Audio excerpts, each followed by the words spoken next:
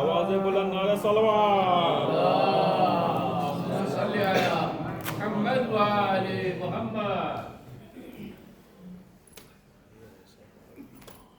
नारा हैदरी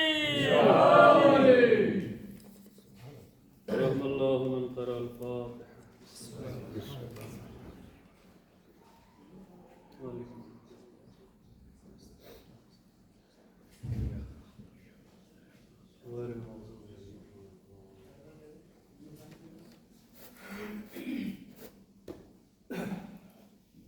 لا حول ولا قوة إلا بالله العلي العظيم. بسم الله الرحمن الرحيم. الحمد لله الذي هدانا لهذا وما كنا لنهتدي لولا أن هدانا الله لقد جاءت رسل ربنا بالحق. والصلاة والسلام على سيد أسلم ما في الوجود سر الله في كل موجود نقطة دائرة الوجود صاحب لواء الحمد والمقام المحمود الفاتح لما غلق والخاتم لما سبق المعلن الحق بالحق بالقاسم محمد. اللهم صل على محمد وآل محمد. والصلاة والسلام على أهل بيته الطيبين الطاهرين المعصومين المنتجبين المنتخبين الذين أذهب الله عنهم الرجس وطهرهم تطهيرا. اللهم صل على محمد وآل محمد.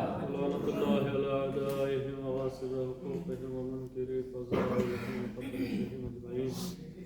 أما بعد فقد قال سبحانه وتعالى في كتابه المحكم وكتابه المتقن. أعوذ بالله من الشيطان الرجيم. بسم الله الرحمن الرحيم. يا أيها الذين آمنوا كتب عليكم الصيام كما كتب على الذين من قبلكم لعلكم تتقون. صلوات اللهم صل على محمد وآل محمد. حضرت گرامی قدر سامعین معظم اولیاء حیدر کرار، روزانہ اس آیہ کریمہ کے ذیل میں آپ بیان کو سماعت فرما رہے ہیں اور یہ آج کی 5ویں مجلس ہے. اللہ کل سے آپ مولانا علی رضوی صاحب کو سماعت فرمائیں گے. لہذا قرآن کریم کی آیہ کریمہ روزے کے مقصد اور روزے کے ہدف کو بیان کرتے ہیں. یا ایھا الذین آمنوا کتب علیکم الصیام کما کتب علی الذین من قبلکم لعلکم تتقون. کہ صاحبان ایمان، تم پر روزے اسی طریقے سے واجب کر دیے گئے ہیں کہ جیسے تم سے پہلے والی امتوں پہ واجب کیے گئے. اور ان روزوں کا مقصد کیا ہے؟ لعلکم تتقون. روزوں کا مقصد یہ ہے کہ یہ روزہ رکھنے والے متقی بن جائیں، پرہیزگار بن جائیں، اللہ والے بن جائیں. میں نے پہلی مجلس میں بھی عرض کیا تھا کہ یہ تقویٰ کوئی ایسی چیز نہیں ہے کہ جو عام لوگوں کے مطلب کی نہ ہو. بہت سی بار ہم بہت سی چیزوں کو علماء کے، عرفاء کے، مجتہدین کے زمرے میں رکھ دیتے ہیں. مثلا مجتہد کوئی نہیں بن سکتا. کوئی آدمی کے جو ہوتے ہیں حوصلے و پست ہو جاتے ہیں، لیکن مجتہد بھی ہمارے ہی درمیان سے نکل کے بنتا ہے. دیکھیے یہ بھی ہمارے یہاں تصور پیدا کیا گیا ہے کہ مجتہد بننے کے لیے کم سے کم 50 60 70 سال کی عمر ہو جب آدمی پڑھے تب مجتہد بنے گا. لیکن ہمارے یہاں ایسے ایسے مجتہد بھی گزرے ہیں کہ جو بالغ بعد میں ہوئے ہیں، مجتہد پہلے بن گئے. ایسے ایسے لوگ، علامہ ہلی بلوغ سے پہلے علامہ، یعنی آپ اندازہ لگائیں. یعنی آل محمد کی میراث کو اگر ہم گین کرنا چاہیں، حاصل کرنا چاہیں، تو یہ ہمارے لیے بہترین طریقہ ہے کہ ہم آل محمد کی جو روش ہے، جو راستہ ہے، اس کو اختیار کریں. جو انہوں نے بتایا ہے، کس طریقے سے انہوں نے تربیت کرنے کے لیے کہا ہے، یعنی اگر ہم اسی طریقے سے اپنے بچوں کی پرورش کریں تو یہی بچے آگے بڑھ کے نہ جانے کس منزل پہ پہنچے. پیچھے اسرا نکلا تھا شعبان میں، تو اس میں کہ آپ آئیں تو محمد کی زیارت ہو جائے. تو اس میں ایک شعر میں نے کہا تھا کہ ہو پرورش میں ہو اگر دین تو پھر یہ بچے، وہ بچے نہیں جو عراق میں، وہ بچے نہیں جو عراق میں، یہی بچے جو ہمارے گھروں میں. پرورش میں ہو اگر دین تو پھر یہ بچے کوئی بن جائے خمینی، کوئی بہجت ہو جائے. یہ خمینی اور بہجت یہ اسی گھر سے نکلے ہیں، یہ ایسے ہی نکلے ہیں، تربیت ہوئی ہے ان کی. خود شیخ عباس قمی کتنے بڑے عالم ہیں، لیکن تربیت ہوتی ہے، جب تربیت انسان کی آگے بڑھتی ہے، وہ خود کہتے ہیں کہ جب میں ابھی گھر میں ہی تھا، میری تعلیم و تربیت ہو رہی تھی، ابھی مختصر یعنی کوئی بہت زیادہ عمر نہیں تھی، ابھی گھر کے اندر تعلیم چل رہی ہے شیخ عباس قمی کی. بعد میں دنیا پہچانے کی کہ مفاتیح الجنان جیسی کتاب انہوں نے لکھی، بعد میں دنیا پہچانے کی کہ نفس المحمود جیسی کتاب انہوں نے لکھی، بعد میں دنیا انہیں پہچانے کی کہ عالم برزخ پہ اتنی مضبوط کتاب انہوں نے لکھی. یہ ساری کتابیں بعد کی ہیں، ابھی تو وہ گھر میں ہیں اور ایک بچے ہیں. لیکن اسی کے باوجود وہ کہتے ہیں کہ میرے والد جب روزانہ صبح میں سورہ یاسین پڑھا کرتے تھے اور قرآن کی اس آیت پہ پہنچتے تھے کہ جس میں اللہ یہ فرما رہا ہے کہ اے لوگو، اگر تم برے اعمال انجام دے رہے ہو تو ہم نے یہ جہنم کی آگ تمہارے لیے روشن کی. ہذہ جہنم التی کنتم توعدون، یہ وہی جہنم ہے، وہ نہیں. دیکھیں اشاروں کو آپ سمجھے، قرآن کتنی اللہ اکبر. جب قرآن کسی چیز کو پکچرائز کرتا ہے، جب قرآن کسی چیز کو امیجن کرتا ہے تو ایسے امیجن کر دیتا ہے کہ ہزارہ سال بعد آنے والی قیامت کو ایسے پیش کرتا ہے کہ جیسے آنکھوں کے سامنے. یہ ویژول پاور قرآن کہ جب قرآن کسی چیز کو پیش کرتا ہے ایسے امیجن کر دیتا ہے. قرآن یہ نہیں کہہ رہا کہ دل کا جہنم التی، قرآن کہہ رہا ہے ہاذہ جہنم التی کنتم توعدون، یہ وہی جہنم ہے کہ جس کا تم سے وعدہ کر لیا گیا ہے. سورہ یاسین کی آیت. خود شیخ عباس قمی کہتے ہیں کہ میری ابھی تربیت گھر میں ہی ہو رہی تھی، لیکن میں اپنے والد کو دیکھتا تھا کہ جب وہ قرآن کی اس آیت پہ پہنچتے تھے تو اس آیت پہ پہنچنے کے بعد جب وہ قرآن کی اس آیت پہ پہنچتے صلوات پڑھتے ہیں محمد و آل محمد صلی اللہ محمد و آل محمد. ایک مرتبہ اور صلوات پڑھتے ہیں.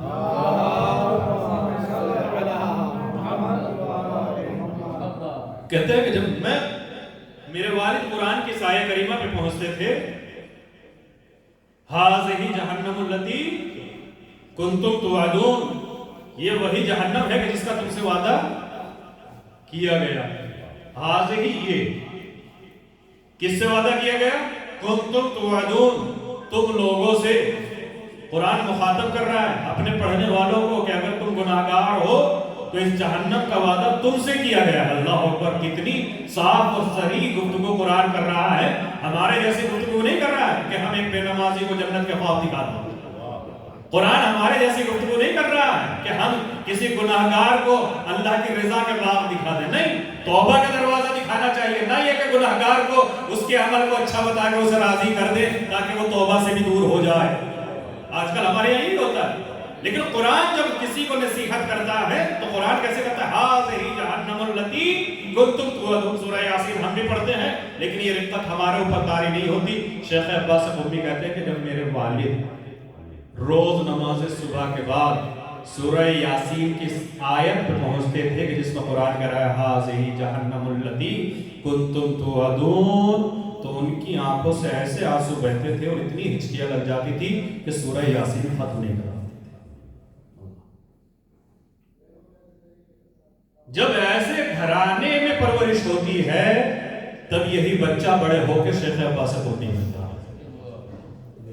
تب یہ بچہ، اس کی تربیت کیسے تربیت ہوئی ہے کہ انہوں نے کتاب لکھ دی ہے عالم برزخ کے اوپر. پوری ایک کتاب ان کی موجود ہے. وہ کتاب وہ لکھ چکے، جوان ہو چکے ہیں، پڑھ چکے ہیں، لکھ چکے ہیں، لیکن باپ کی نظر میں بیٹے کی ابھی یہ لگ رہا ہے کہ ابھی یہ تعلیم حاصل کر رہا ہے، ابھی کچھ نہیں کیا ہے. ہمارے یہاں کیا ہوتا ہے، ہم نے کچھ کیا نہیں ہوتا ہے لیکن ہمارا ایڈورٹائز زیادہ ہوتا ہے. وہاں عالم کتاب لکھے بیٹھا ہے، باہر والوں کو تو بعد میں خبر ہوگی، ابھی باپ کو ہی خبر نہیں ہے کس نے کوئی کتاب لکھ دی. وہ کہتے ہیں کہ میں اپنے والد کا ہاتھ پکڑ کے جب یہ بوڑھے ہو گئے تھے، باپ کا اتنا خیال کہ اپنے باپ کو نماز پڑھوانے کے لیے مسجد میں، کہا کون سی مسجد میں؟ محلے کی مسجد میں نہیں، حرم کی جو مسجد ہے، مسجد بروجردی، کہ جسے مسجد اعظم کہا جاتا ہے، جہاں آج علماء درس خارج دیتے ہیں، اس مسجد اعظم میں لے کے آتے تھے اپنے والد کو. وہ چلنے کے لائق نہیں کہ انہیں کسی طریقے سے سہارا دے کے لے کے آتے تھے. باپ کی بھی تمنا یہ تھی کہ میں حرم معصومہ میں نماز پڑھوں. بیٹا باپ کو لے کے آتا تھا. اللہ اکبر، کتنے مخفی تھے ان کے کارنامے. اپنے باپ کو لے کے آتے تھے مسجد میں جہاں جگہ ملتی تھی وہیں پر اپنے باپ کے ساتھ بیٹھ جاتے تھے. وہ کہتے ہیں ایران کا جو طریقہ ہے نماز کا وہ طریقہ اس طریقے سے ہے. انشاءاللہ کل سے ہم بھی کوشش کریں گے کہ یہاں پر کچھ مسائل بھی بیان کیے جائیں. نماز میں ایک مسئلہ 2 منٹ کا نماز سے پہلے اگر چلے تاکہ کسی کو یہ نہ لگے کہ صاحب نماز کے بعد جو وقت زیادہ ہو رہا ہے. نماز سے پہلے جس میں ہم دعا پڑھتے ہیں اسی میں 2 منٹ کے لیے ایک مسئلہ بھی ضرور بیان کیا جائے گا.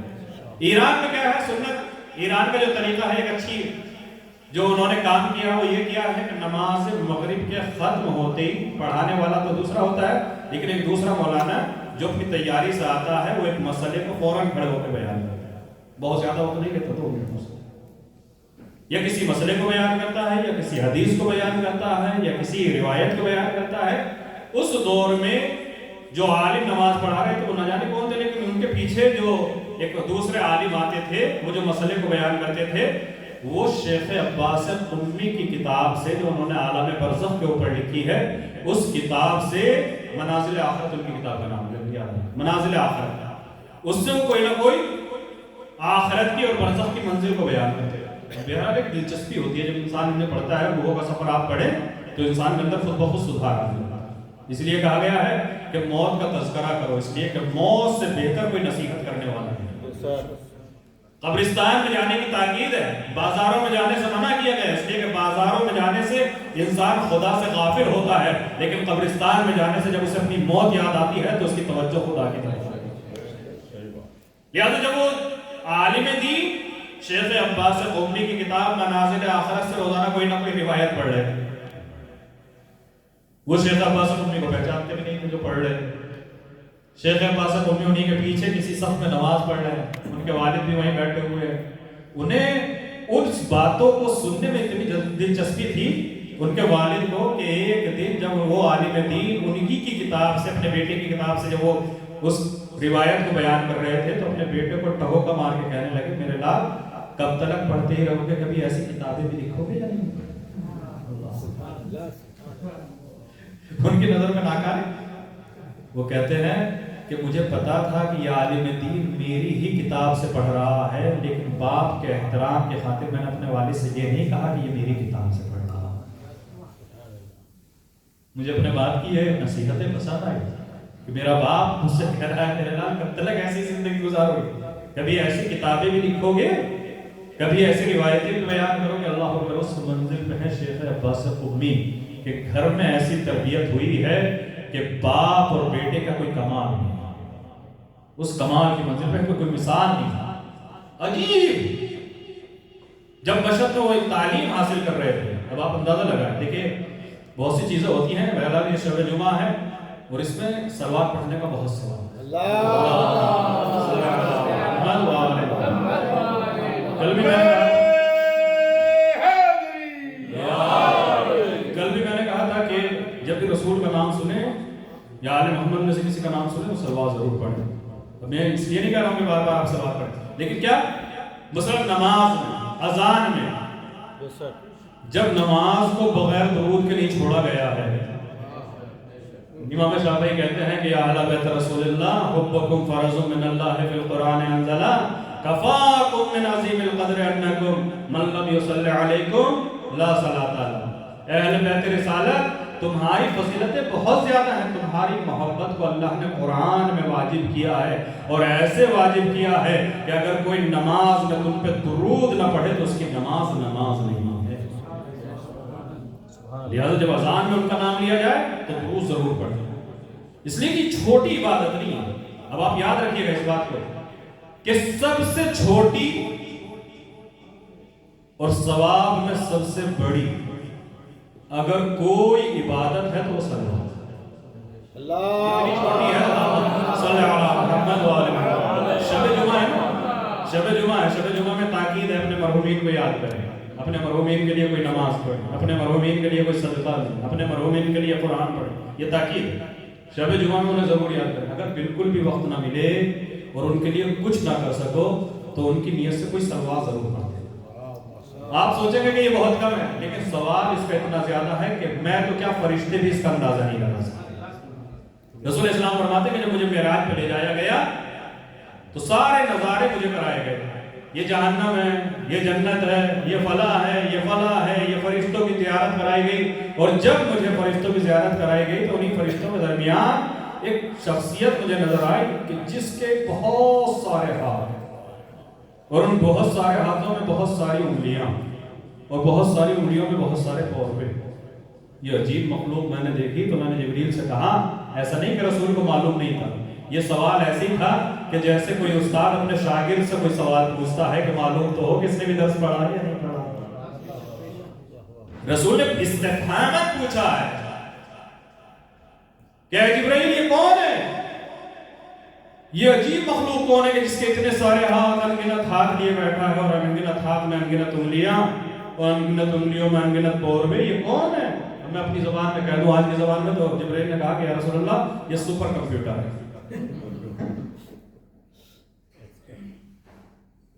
یہ سپر کمپیوٹر سے تو ساری چیزیں جو ناپی جاتی ہیں کہ کب برسات آنے والی ہے، یہ ساری چیزیں، زلزلہ کب آنے والا ہے، اور آنے سے پہلے پتہ لگ جاتا ہے، یہ سب اسی سے ہوتا ہے سپر کمپیوٹر. یہ دنیا والے سپر کمپیوٹر کا یہ حال ہے، تو جو اللہ نے بنایا ہوگا اس کا کیا حال ہوگا؟ یا رسول اللہ یہ فرشتہ حساب و کتاب کا ہے، کس چیز کا حساب و کتاب کرتا ہے؟ یا رسول اللہ یہ اتنا بڑا محاسب ہے، اس کی کیلکولیشن اتنی مضبوط ہے کہ جب زمین پہ بارش ہوتی ہے، ابھی سائنس نے ایسی کوئی مشین نہیں بنائی ہے. یا رسول اللہ جب زمین پہ بارش ہوتی ہے تو زمین پہ گرنے والے قطروں کو یہ زمین پہ گرنے سے پہلے گن کے رجسٹر کر دیتا ہے. اتنی اس کی کیلکولیشن مضبوط ہے، اتنا بڑا اکاؤنٹنٹ ہے کہ کمپیوٹر فیل. اس کا محاسبہ اتنا زیادہ ہے، اتنا بڑا محاسب ہے کہ زمین پہ گرنے والے بارش کے قطروں کو زمین پہ گرنے سے پہلے گن کے لکھ دیتا ہے. اللہ اکبر. بات تو ختم ہو گئی تھی نا، لیکن رسول کچھ اور پوچھنا چاہتے. رسول نے کہا کہ کوئی ایسی بھی چیز ہے جسے یہ نہ گن پاتا. اللہ اکبر. یہاں سے اندازہ لگا، اگر آپ اپنے لیے اسے کم سمجھتے ہو تو اپنے آپ کے مرحومین کے لیے بہت زیادہ ہے. ان کے لیے صحیح سارے ثواب کر دیجیے گا. جب بھی کچھ نہ ملے، نماز نہیں پڑھ پائے ان کے لیے، روزہ نہیں رکھ پائے ان کے لیے، قرآن نہیں پڑھ پائے ان کے لیے، تسبیح نہیں پڑھ پائے ان کے لیے، زکوٰۃ و خمس و جہاد ان کے لیے جو بھی کار خیر کا نہیں کر پائے، تو یہ کام تو کر سکتے ہیں اور لمحوں میں کر سکتے ہیں. آپ کے لیے بھلے ہی وہ کم ہو لیکن مرنے والے کے لیے بہت زیادہ ہے. رسول نے پوچھا ہے جبرائیل کسی چیز کا حساب ایسا بھی ہے جو یہ نہ کر پاتا؟ ہاں یا رسول اللہ جب آپ پر اور آپ کی اولاد پر درود پڑھی جاتی ہے تو اس کا ثواب یہ نہیں مل پاتا.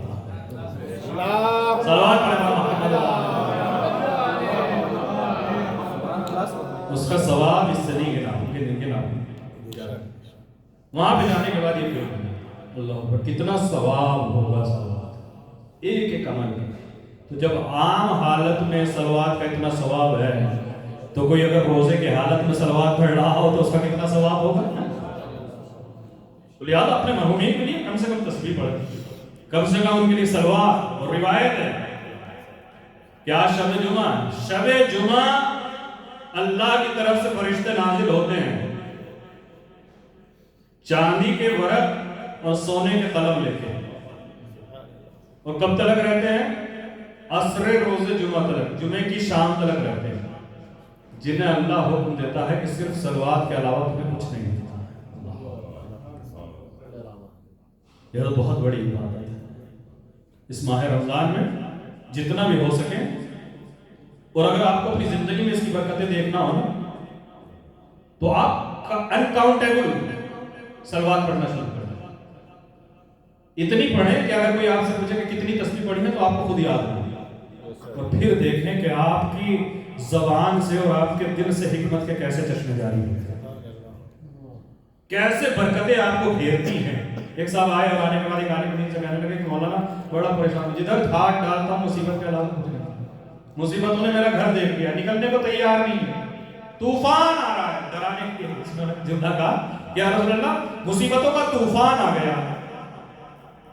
جب انہوں نے کہا اس عالم دین سے کہ مصیبتوں کا طوفان آ گیا تو انہوں نے کہا کہ تو اس سے بڑا طوفان لے. طوفان کو طوفان سے انہوں نے کہا کون سا طوفان لے؟ کہا تو صلوات کا طوفان لے آ. جب تو صلوات کا طوفان لے آئے گا تو یہ مصیبتوں کا طوفان خود بہت بہہ جائے گا. صلوات پڑھیں.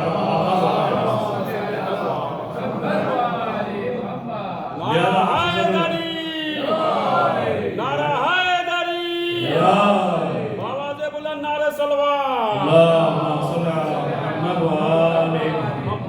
یہ کہنا تھی کہ یہ نور ہے. شیخ عباس قمی جب مشہد میں تعلیم حاصل کر رہے تھے، ابھی کوئی بہت بڑے عالم نہیں ہوئے، جب تعلیم حاصل کر رہے تھے، وہ دور کے اندھیروں کا دور، اب تو روشنی اتنی ہے، اندھیروں میں لوگ چراغ لے کے چلتے ہیں نا. لیکن جو مشہد والے ہیں وہ خود بیان کرتے ہیں، ان کی جو روایتیں ان سے وارد ہوئی ہیں مشہد والوں سے، وہ خود کہتے ہیں کہ ہم اکثر اندھیروں میں دیکھتے تھے کہ کوئی آ رہا ہے اور اس کے منہ میں کوئی چراغ جل رہا ہے، کوئی آ رہا ہے اور اس کے منہ میں کوئی چراغ جل رہا ہے. اور جب وہ قریب آتے تھے تو ہم دیکھتے تھے کہ یہ شیخ عباس قمی ہیں کہ جن کے منہ میں چراغ جل رہا ہے. دور سے اندھیرے میں آتے تھے تو ایسا لگتا تھا جیسے چراغ جل رہا ہے. جب وہ قریب آتے تھے تو ان سے پوچھتے تھے کہ آخر یہ تمہارے منہ میں چراغ کیوں جل رہا ہے؟ تو وہ کہتے تھے کہ جب میں اندھیرے میں راستہ طے کرتا ہوا آتا ہوں تو میں آل محمد کی حدیثوں کو دہراتا ہوا آتا ہوں. اس لیے زیارت میں کہا گیا ہے کلامکم نور، یا آل محمد تم ہی نور نہیں ہو، تمہارا کلام بھی نور ہے. تو جب یہ کلام خود نور ہے تو جن کانوں سے یہ کلام ہو کر دل میں اترے گا وہ دل کیوں نہ نورانی ہو جائے گا. سبحان اللہ. جس گھر میں ان کلام کو پڑھا جائے گا وہ گھر کیوں نہ نورانی ہوگا. جن زبانوں سے ان کلاموں کو پڑھا جائے گا وہ زبان کیوں نہ نورانی ہوگی. تو جن کا کلام نور ہو ان پہ پڑھے جانے والی درود کتنی نورانی ہوگی. بہت بڑی عبادت ہے. وہ شکوہ کیا ہے رسول اسلام نے، کل بھی میں نے آپ کے سامنے بیان کیا تھا کہ رسول فرماتے ہیں کہ جو میرے نام کو سنے اور مجھ پہ درود نہ پڑھے قد جفانی، اس نے میرے اوپر جفا کی ہے، اس نے میرے اوپر ظلم کیا ہے. ان کے نام کا احترام اتنا ہے، ان کے نام کی عزت اتنی ہے کہ اگر کوئی ان کا نام سن لے اور ان پہ درود نہ پڑھے تو رسول فرماتے ہیں قد جفانی، اس نے میرے اوپر جفا کی ہے. اللہ اکبر. آپ اندازہ لگائیں کہ جس نام کا وہ اتنا احترام ہو اس ذات کا کتنا احترام ہو.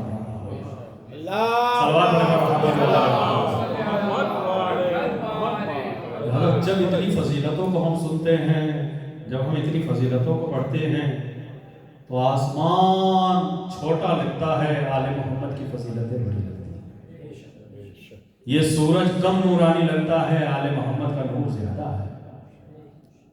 کچھ نظر نہیں آتا سوائے آل محمد کا. اللہ اکبر. مگر اللہ اکبر رونا تو تب آتا ہے کہ جب انہی ہستیوں کے بارے میں پڑھتے ہیں کہ کائنات کا کوئی ظلم ایسا نہ تھا جو ان پہ نہ ہو. ابھی آپ نے سنا نا جناب علی اکبر کے حال کا مرثیہ، سبحان اللہ اکبر. یہ علی اکبر صرف بیٹا نہیں تھے حسین کا، یہ علی اکبر وہ ہے کہ جسے رخصت کرتے وقت حسین نے تڑپ کے کہا ہے اللہم اشہد اللہ الہ القوم قد برد اشبہ الناس منطقا وخلقا وخلقا رسول اللہ. اے میرے اللہ گواہ رہنا اسے بھیج رہا ہوں کہ جو شکل و صورت میں تیرے نبی کی شکل. اے میرا اللہ گواہ رہنا اسے بھیج رہا ہوں کہ جب میں اپنے نانا کی زیارت کا مشتاق ہوتا تھا تو اپنے علی اکبر کی زیارت کر لیا کرتا تھا. اللہ اکبر. مجھے نہیں معلوم کہ حسین نے علی اکبر کو کیسے رخصت کیا ہوگا، مگر روایتیں یہ کہتی ہیں کہ جب علی اکبر کو رخصت کیا تو علی اکبر تھوڑی سی دور آگے بڑھے، مگر تھوڑی سی دور آگے بڑھنے کے بعد جوان بیٹے کے کانوں میں کسی کے پیچھے آنے کی آہٹ محسوس ہوئی. اللہ اکبر. علی اکبر نے تڑپ کے پیچھے دیکھا، خدا کسی بیٹے کو یہ منظر نہ دکھائے جو علی اکبر نے اپنی آنکھوں سے دیکھا. حسین کی کمر چھٹ چکی ہے. اللہ اکبر. صبح سے لاشیں نہ اٹھاتے اٹھاتے کسی کے گھر میں ایک موت ہو جائے تو کمر برسوں سیدھی نہیں ہوتی ہے. اللہ اکبر. کسی پہ ایک مصیبت پڑ جائے تو اس کا کیا حال ہوتا ہے. اور جو صبح سے لاشیں اٹھا رہا ہو اور لاشیں بھی کسی دور کے رشتہ داروں کے نہیں. اللہ اکبر. کبھی بھتیجے کی لاش اٹھا کے لا رہا ہو، کبھی بیٹے کی لاش اٹھا کے لا رہا ہو. اللہ اکبر. کبھی برابر کے بھائی عباس کا لاشا اٹھا رہا ہو. اس حسین کا کیا حال ہوا ہوگا. اللہ اکبر. کمر جھکی ہوئی ہے. روایت یہ کہتی ہے پیچھے پیچھے علی اکبر چلے آ رہے ہیں. ایک مرتبہ علی اکبر نے مڑ کے دیکھا کہ بابا پیچھے پیچھے چلے آ رہے ہیں. گھوڑے سے اترے، بابا کے قریب آئے. بابا آپ نے تو مجھے رخصت کر دیا تھا، یہ پھر پیچھے پیچھے کیوں چلے آئے. اللہ اکبر. سینے سے علی اکبر کو لگایا میرے لال کاش تم صاحب وداعت ہوتے. اے میرے لال کاش تم صاحب اولاد ہوتے تو تمہیں معلوم ہوتا کہ بوڑھے باپ کے لیے جوان بیٹے کا زخم کتنا بھاری ہوتا ہے. اللہ اکبر. تڑپ گئے حسین. اے میرے لال تمہارے چہرے کا اشتیاق ہے جو مجھے کھینچ لایا. اے میرے لال وعدہ کرو جب تک سامنا رہے گا پیچھے مڑ مڑ کے دیکھتے رہو گے. اللہ اکبر. علی اکبر نے وعدہ کیا. حسین نے علی اکبر کو رخصت کیا. علی اکبر گھوڑے پہ سوار ہوئے. علی اکبر پیچھے مڑ مڑ کے دیکھتے ہیں. بابا کا چہرہ نظر آتا ہے, حسین کو علی اکبر نظر آ رہے ہیں, مگر روایت یہ کہتی ہے جیسے جیسے علی اکبر آنکھوں سے دور ہوئے حسین کی آنکھوں کا نور ختم ہو گیا. ارے زمین کربلا پہ بیٹھ گئے, خاک سر پہ اڑانے لگے. علی اکبر گئے, جانے کے بعد پھر پلٹ کے آئے ہیں اور پانی کا سوال بابا سے کیا. حسین نے دہن میں انگوٹھی رکھی, پھر رخصت کیا ہے. اللہ اکبر. روایت کی ہے کہ کہتی ہے کہ جنگ کرنا شروع کی, اور جنگ کرتے کرتے ایک مرتبہ فوج حشریہ نے علی اکبر کو گھیرنا شروع کیا, مگر علی اکبر ہے کہ جو قابو میں نہیں آتے. عزیزو روایت یہ کہتی ہے سنان ابن انس نے ایک کمی گاہ سے چھپ کے جیسی علی اکبر کا گھوڑا آگے بڑھا, عزیزو ایک نیزہ ایسا مارا کہ علی اکبر کے سینے میں در آیا. عزیزو علی اکبر زمین پہ گرے. اللہ اکبر. ادھر زمین پہ گرنا تھا, آواز دیا ابتا علیکم منی السلام, اے بابا جوان بیٹے کا سلام قبول ہو, آنے کی زحمت نہ کیجیے گا. حسین دوڑے ہوئے علی اکبر کے لاشے پہ پہنچے. اللہ اکبر. روایت یہ کہتی ہے علی اکبر کے سینے سے برچھی کی علی نکالی. میرے لال کیسا محسوس کر رہے بابا, اس کو سکون ملا ہے. اللہ اکبر. روایت یہ کہتی ہے علی اکبر نے دم توڑا. حسین علی اکبر کے لاشے کو اٹھاتے ہیں. عجیب امتحان ہے حسین کا. اللہ اکبر. بوڑھا باپ جوان بیٹے کا لاشا اٹھا رہا ہے. آواز دیا اطفال بنی ہاشم, اے بنی ہاشم کے بچوں آؤ. ارے بوڑھے باپ سے جوان بیٹے کا لاشا نہیں اٹھتا, ارے مجھے اٹھانے میں سہارا دو. عزیزو روایت یہ کہتی ہے حسین سے علی اکبر کا لاشا نہیں اٹھ رہا تھا, مگر یہ لاشا اس وجہ سے نہیں اٹھ رہا تھا کہ کوئی حسین کی ہمت ختم ہو گئی. اللہ اکبر. جو 71 لاشیں اٹھا لایا ہو, کیا اس سے علی اکبر کا لاشا نہیں اٹھے گا؟ عزیزو علماء بیان کرتے ہیں کہ لاشا اس لیے نہیں اٹھ رہا تھا کہ لاشے کو اس طریقے سے پامال کیا گیا تھا کہ لاشا بڑا ہو گیا تھا.